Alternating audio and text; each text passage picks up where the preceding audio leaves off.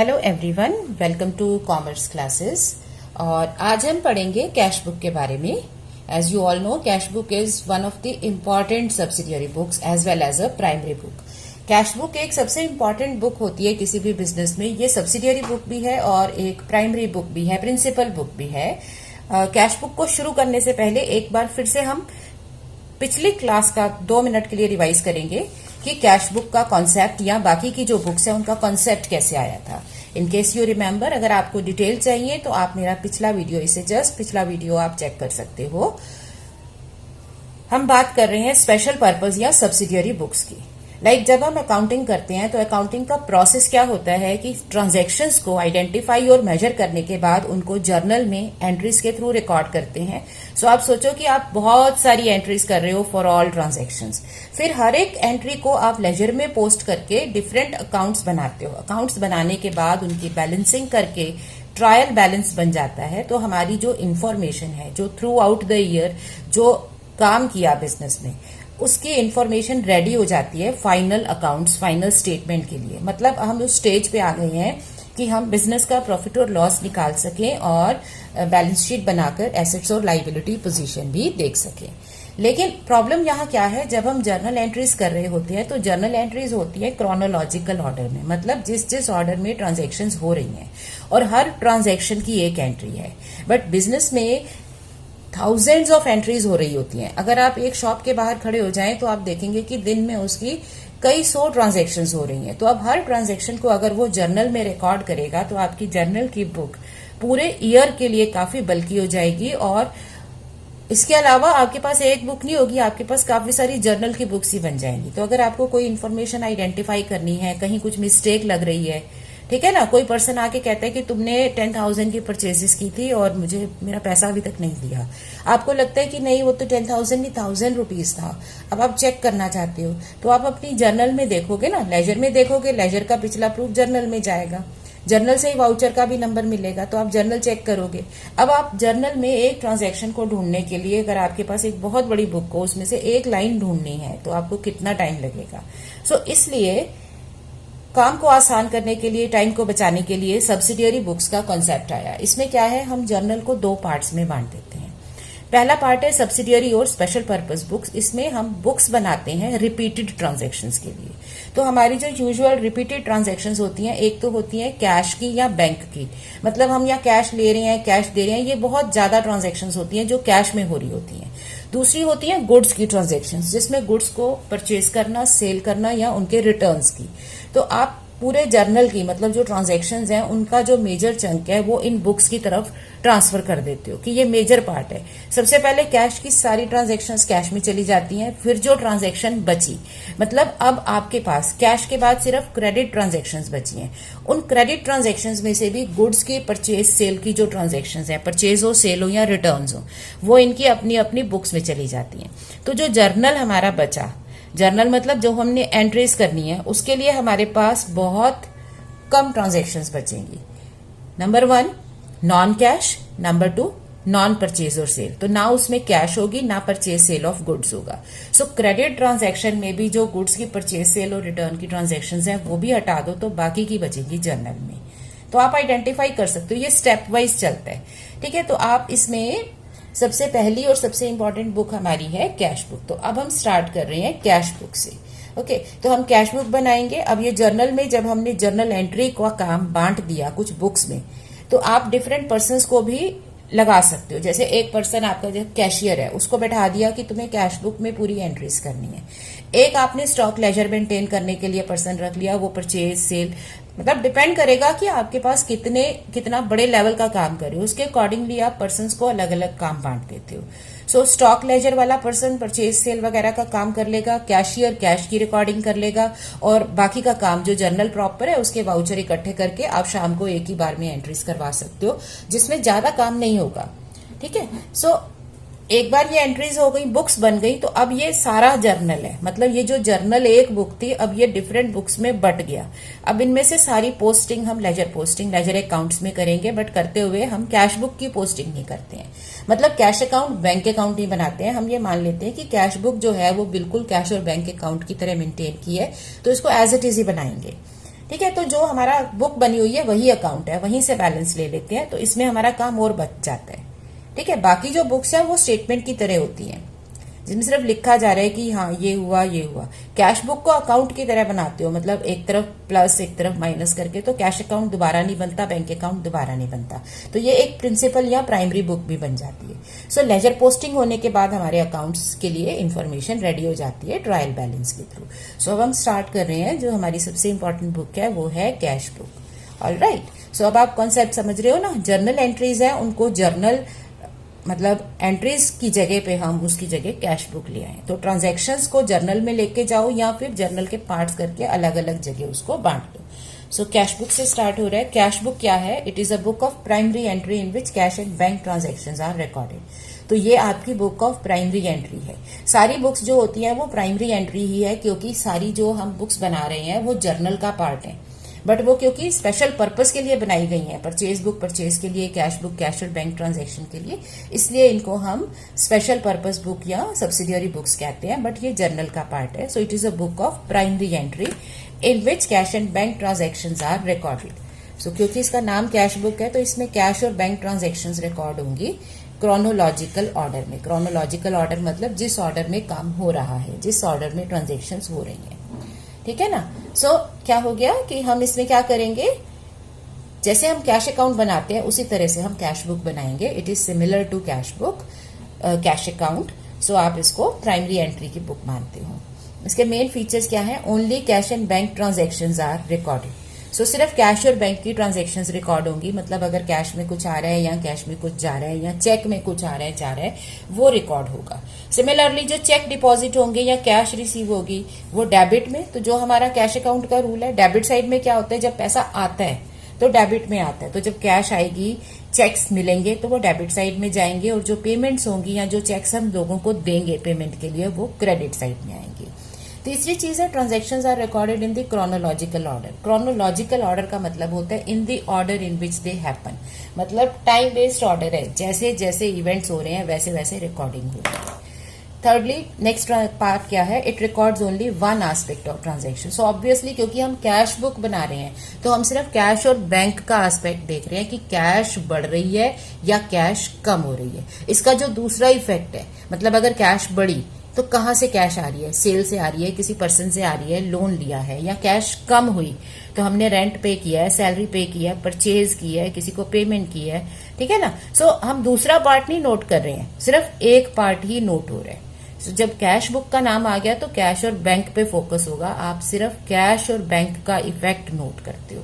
बाकी जो दूसरा पार्ट है इसका, जो कॉरेस्पॉन्डिंग जो सेकंड पार्ट होता है, because every transaction has two aspects, तो जो सेकंड एस्पेक्ट है उसके लिए सेपरेट लेजर अकाउंट बनता है, तो इसकी लेजर पोस्टिंग भी होती है। ठीक है ना। So the other part is recorded through ledger posting. Next है cash book is balance just like any other account. तो जैसे हम अकाउंट्स को बैलेंस करते हैं इसको भी बैलेंस करते हैं, इसीलिए कह रहे हैं बार बार कि cash book is just like cash account. तो आप इसमें डेबिट और क्रेडिट का टोटल करके बैलेंसिंग करते हो, जैसे आपने कैश अकाउंट या किसी भी अकाउंट की हो। तो इसमें इसको हम क्या कहते हैं? एक subsidiary book as well as a principal book. ये बहुत इंपॉर्टेंट शॉर्ट क्वेश्चन है 1 मार्क का, कि कैश बुक आपकी सब्सिडियरी बुक भी होती है, प्रिंसिपल बुक भी होती है। क्यों? क्योंकि number 1, it performs function of a journal. Journal की तरह काम करती है, क्योंकि हम जो जर्नल एंट्री है उसकी बजाय ट्रांजैक्शंस कैश बुक में रिकॉर्ड कर लेते हैं, तो it is a subsidiary book, journal का काम कर रही है। सेकेंडली, क्योंकि कैश बुक बना दी, so cash book also acts as a cash and bank account. Cash book cash और बैंक अकाउंट का भी काम कर रही है। सो ये एक लेजर भी है, तो लेजर की वजह से ये प्रिंसिपल बुक ऑफ अकाउंट भी होगी। लेजर को प्रिंसिपल बुक बोलते हैं, जर्नल को प्रिंसिपल बुक ऑफ एंट्री बोलते हैं, लेकिन क्योंकि इसमें एंट्री नहीं हो रही है, सिर्फ एक एस्पेक्ट रिकॉर्ड है, तो ये सब्सिडियरी बुक है as well as principal book है। नेक्स्ट क्या है? कैश कॉलम जो है इसमें it will either have a debit और अ नील बैलेंस। जब हम बैलेंसिंग करेंगे ना तो आप देखोगे कि कैश का जो इसमें बैलेंस होगा वो या तो डेबिट बैलेंस होगा या नहीं होगा।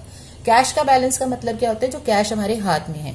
तो आप ये सोचो, अगर आपको कैश 500 रुपीज मिली हो किसी काम के लिए, तो आप उससे ज्यादा तो नहीं स्पेंड कर सकते ना, आप या तो उससे कम पे स्पेंडिंग हो रही होगी या उसके बराबर हो रही होगी। सो अगर आपने पूरा पैसा स्पेंड कर दिया तो आप कहोगे कोई बैलेंस नहीं बचा, नील बैलेंस है।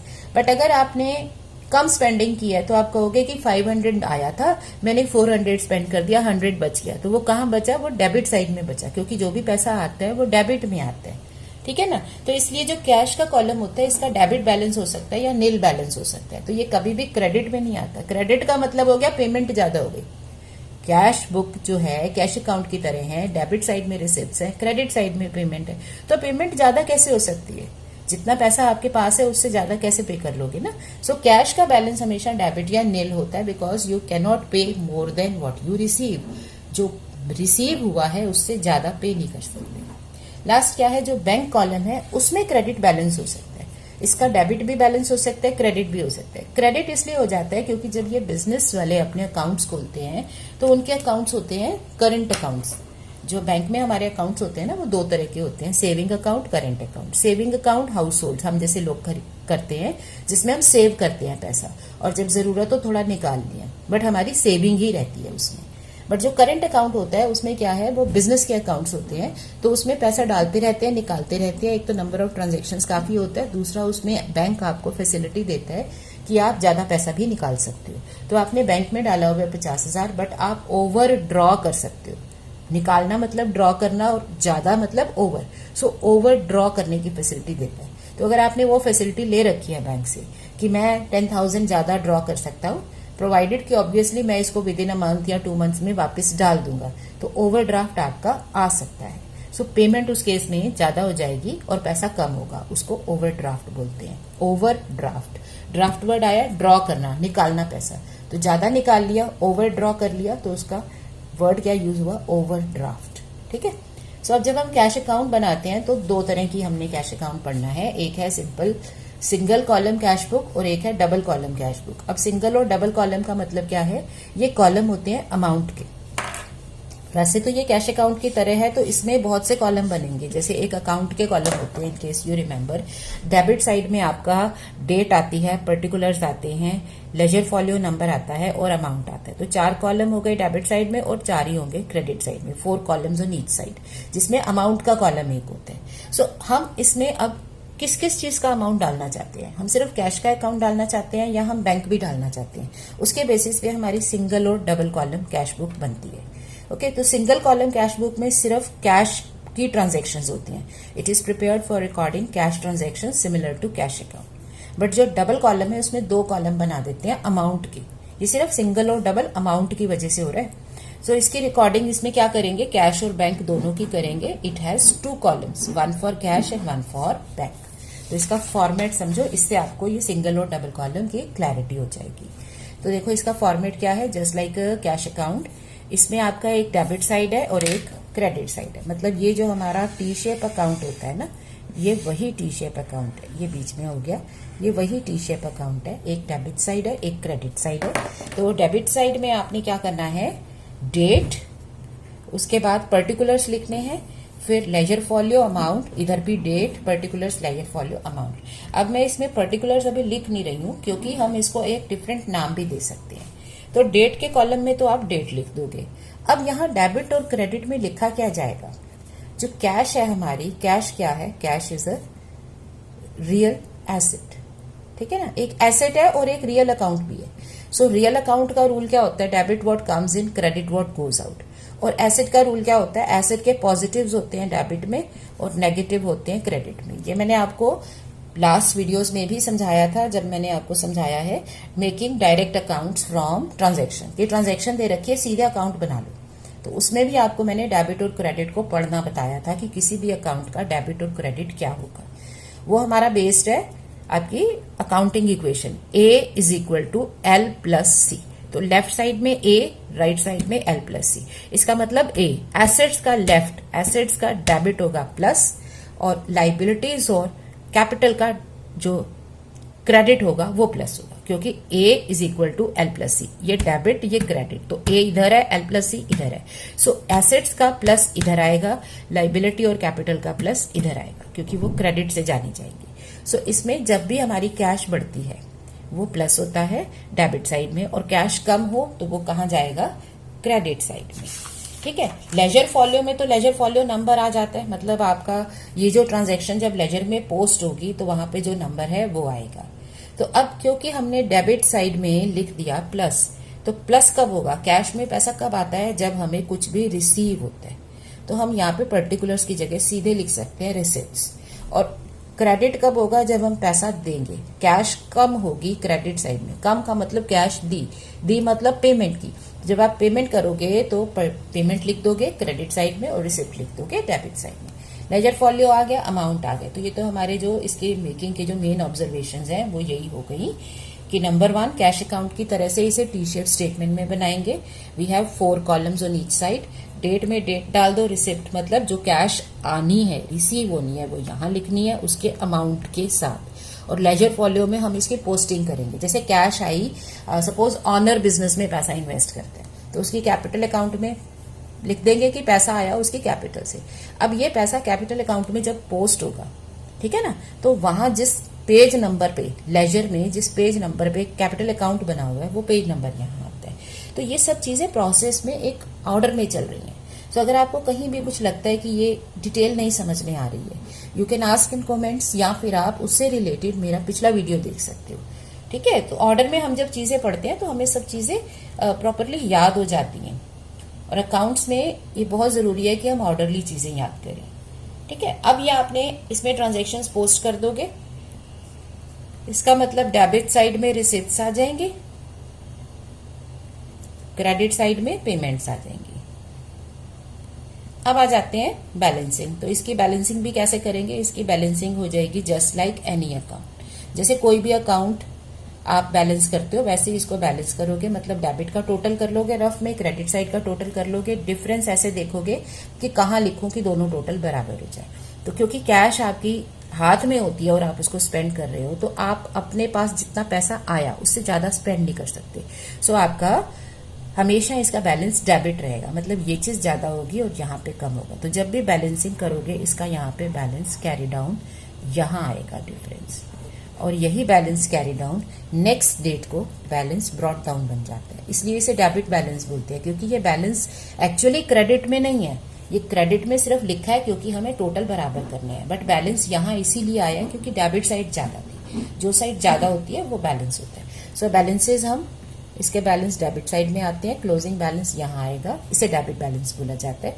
और जो भी हमें एंट्री करनी होती है डेबिट साइड में 2 से और क्रेडिट साइड में बाय से लिखी जाती है। ठीक है ना।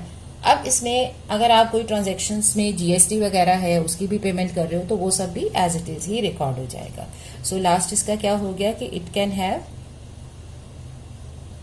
डेबिट और नील बैलेंस। अब इसमें सिंगल और डबल कॉलम क्या है, क्योंकि कैश बुक 2 तरह की है। ये है सिंगल कॉलम, इसमें अमाउंट का हमने क्या बनाया, एक ही कॉलम बनाया, क्योंकि हम सिर्फ कैश को रिकॉर्ड कर रहे हैं।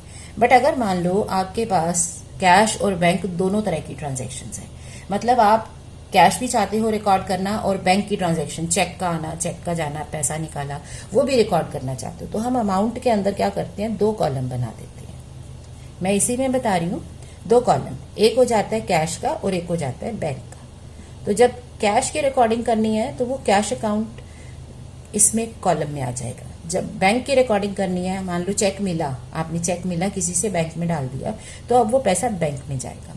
सिमिलरली जब आप कैश के थ्रू पेमेंट कर रहे हो तो वो कैश के कॉलम में लिखेंगे, और अगर आप चेक के थ्रू पेमेंट कर रहे हो आप बैंक के कॉलम में लिखोगे। तो इसमें अमाउंट के कॉलम कितने हैं उसके बेसिस पे हमने कैश बुक को 2 नाम दिए, सिंगल कॉलम और डबल कॉलम। एक और चीज है, कई बार आपका जो बिजनेस है वो एक बैंक में पैसा नहीं रखता, उसके पास 2-3 बैंक्स में पैसा रखा हुआ है, तो उसमें ये और एक्सटेंड होता जाएगा। तो बैंक के अंदर क्या हो जाएगा, मान लो आपने पीएनबी में और एसबीआई में अकाउंट खोल रखे हैं, तो अब बैंक के अंदर 2 कॉलम और हो जाएंगे, एक पीएनबी का और एसबीआई का। ठीक है, तो इस तरह से आपके नंबर ऑफ कॉलम ज्यादा भी हो सकते हैं। कैश का एक ही कॉलम होगा क्योंकि कैश तो हाथ में है या नहीं है। बैंक के कॉलम जितने बैंक अकाउंट से उतने कॉलम बन जाएंगे और आप इसकी तरह से रिकॉर्डिंग कर सकते हो। ठीक है, सो इस तरह से हम अपनी सिंगल और डबल कॉलम कैश बुक को समझ सकते हैं। सो अब नेक्स्ट टाइम क्या करेंगे, we will start with single column cash book. उसमें फिर से मैं तुम्हें थोड़ा सा इसको रिवाइज करा दूंगी। तो सिंगल कॉलम कैश बुक के क्वेश्चन से स्टार्ट करेंगे और फिर मूव ऑन करेंगे हम डबल कॉलम कैश बुक में। I hope it is clear to you. So keep practicing, keep smiling. Thank you.